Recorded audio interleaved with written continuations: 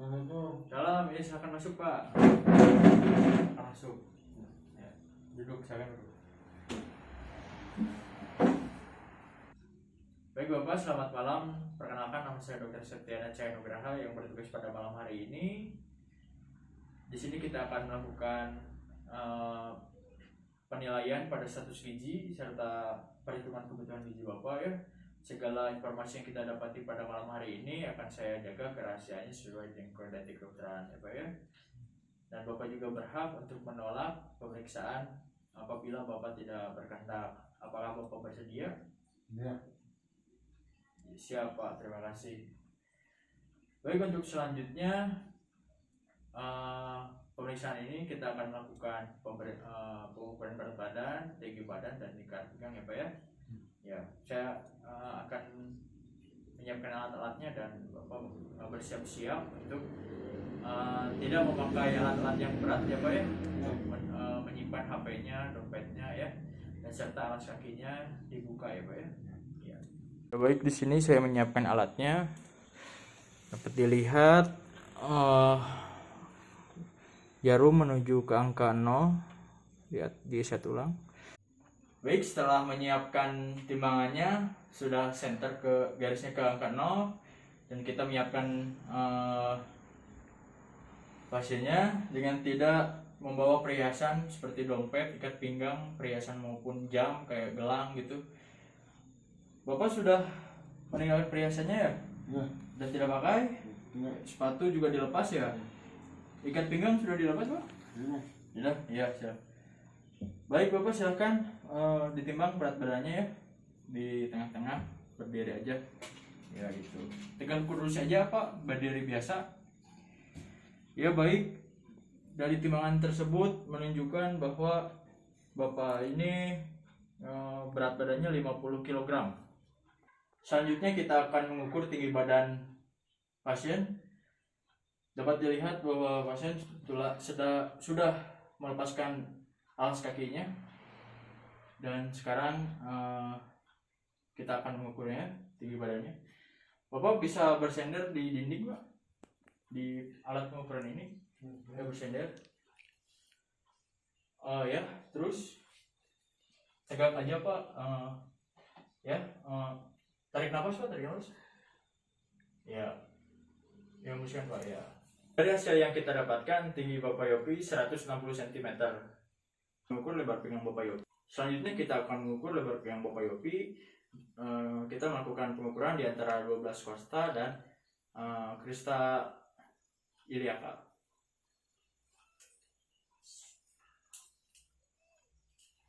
Bapak relax aja ya, tangannya biasa aja, napas biasa aja ya. Baik, maaf ya Pak ya. Ya, biasa aja Pak ya.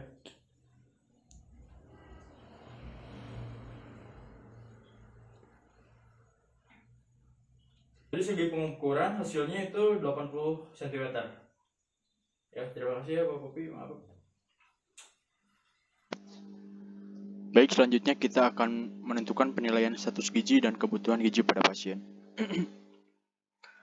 Data pasien dengan nama Bapak Yopi, umur 30 tahun, pekerjaannya jaga toko sembako, tinggi badan 160 cm, berat badan 50 kg, dan lingkar pinggang 80 cm.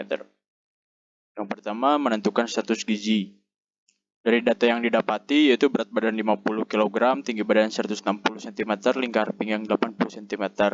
Pertama-tama kita akan menentukan IMT atau indeks massa tubuh dengan rumus berat badan dalam satuan kilogram per tinggi badan dalam satuan meter dikuadratkan.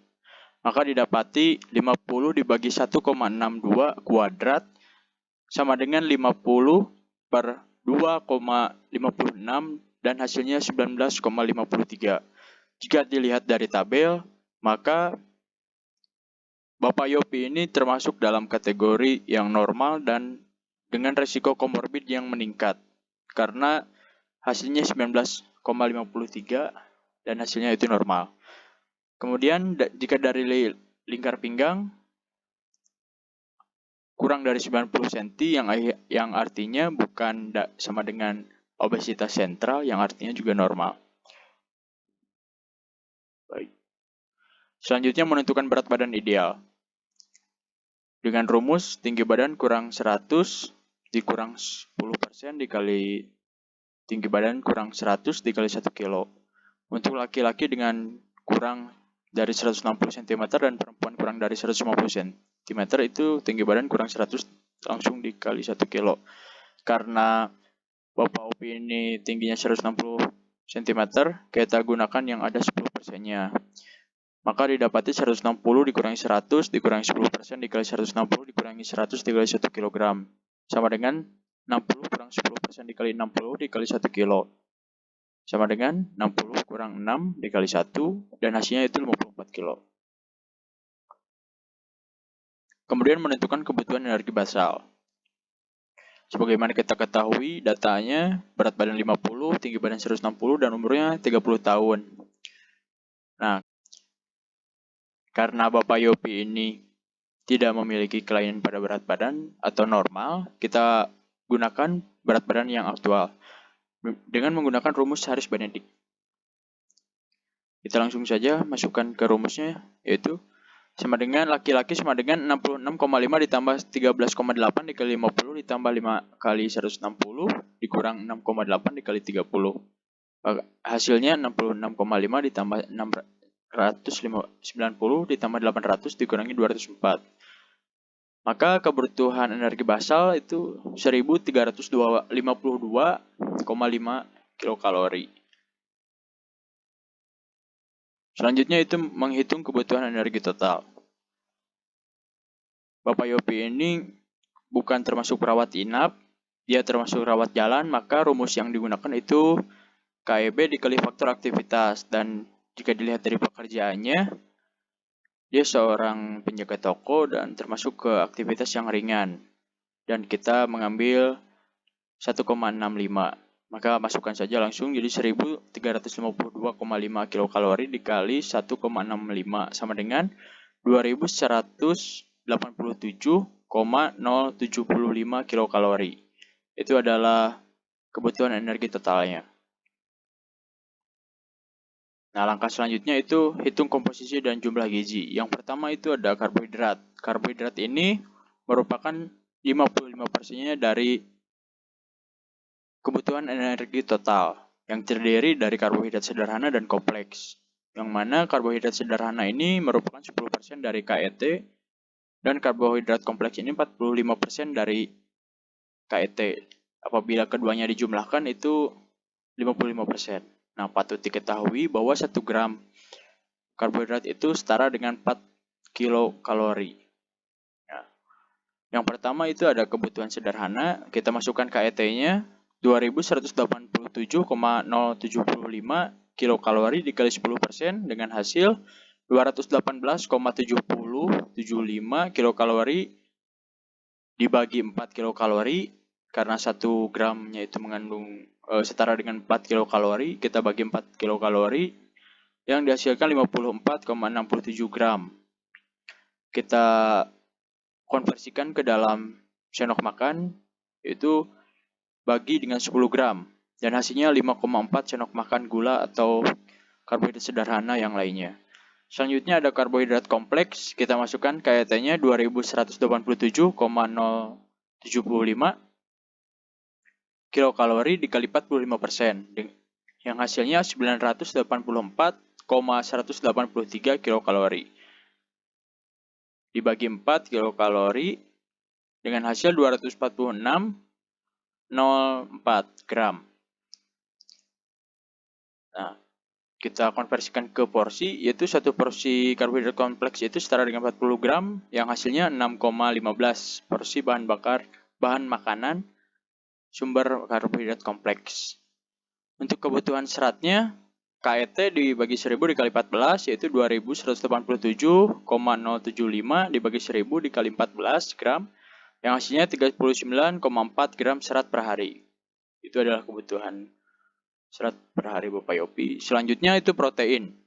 Protein ini menggunakan 15% dari KET, terdiri dari 65% dari protein hewani, 15%-nya dari protein nabati. Dan 1 gram protein itu setara dengan 4 kilokalori. Nah, protein dalam karbohidrat itu 6,5 dikali 4 yaitu 24,6 gram. Nah, sebelum kita menghitung protein hewani dan nabati, kita hitung dulu total proteinnya. Masukkan KET 2187,75 kilokalori dikali 15%.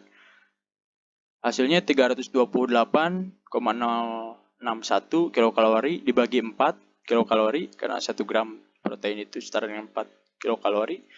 Hasilnya 82,01 gram dikurangi 6,15 gram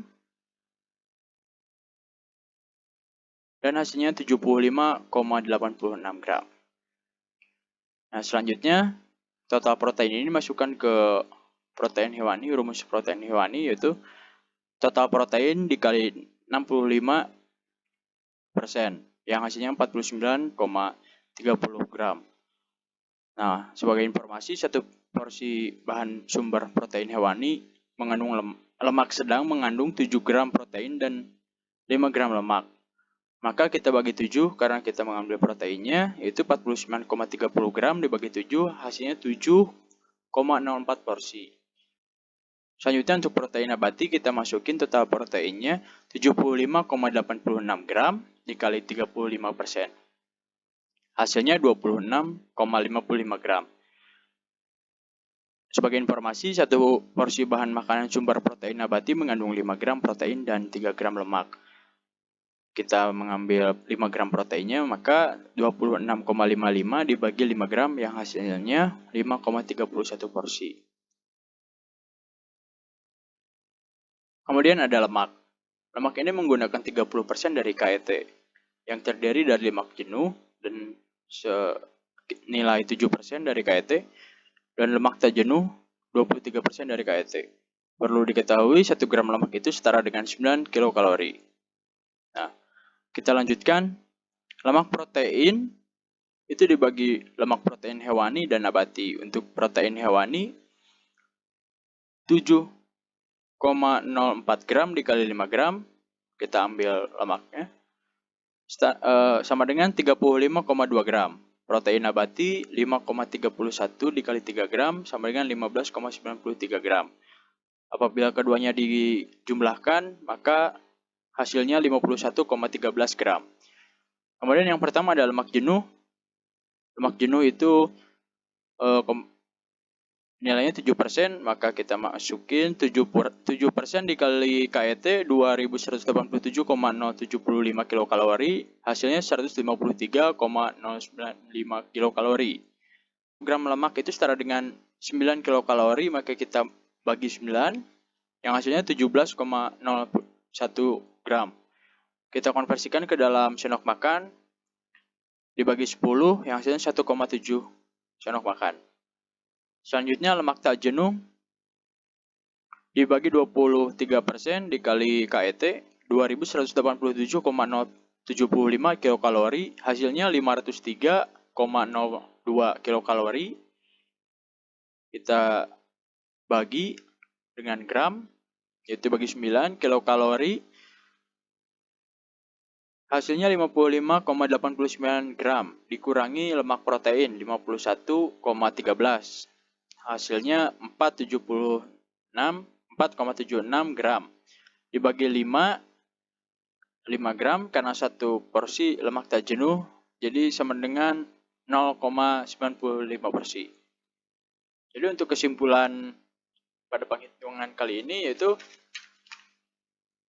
untuk kebutuhan energi totalnya 2187,075 kilokalori, karbohidrat sederhananya 6 sendok makan, karbohidrat kompleksnya 6 porsi.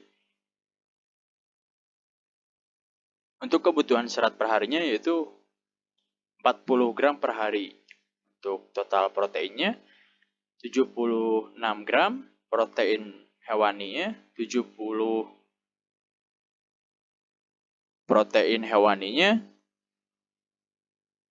8 porsi, protein nabatinya 5 porsi.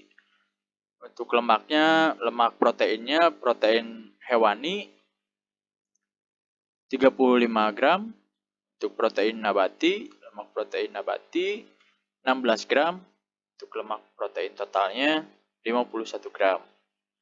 Dan lemak jenuh 2 sendok makan dan lemak tak jenuh 1 porsi yang bisa dimakan oleh Bapak Yopi pasien ini. Baik, sekian yang dapat saya sampaikan. Mohon maaf apabila banyak kekurangan dan kesalahan. Assalamualaikum warahmatullahi wabarakatuh.